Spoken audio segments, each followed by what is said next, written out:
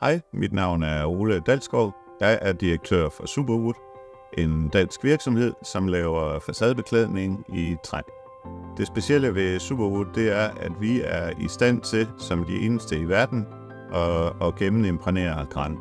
Så vanligvis er det ikke muligt, men vi kan altså tage den her gran, som har lavet holdbarhed, og opgradere den til højeste holdbarhedsklasse 1. En anden ting, som vi går vældig op i, er bæredygtighed.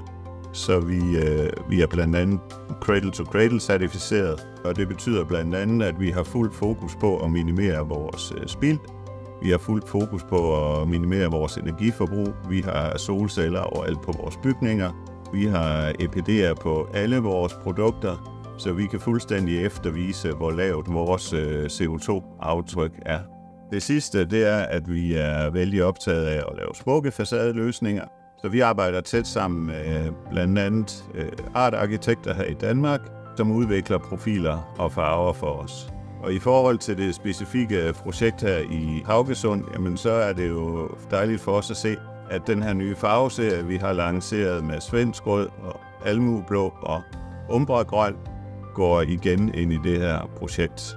Jamen så synes jeg jo, at de fordele, der er ved vores produkt, fuldstændig understøtter projektet. Altså i forhold til holdbarheden i det barske klima, men også i forhold til det smukke design, der er lagt op til her. Og derfor er vi vældig stolte af, at vi er blevet valgt som facadeleverandør til det her projekt.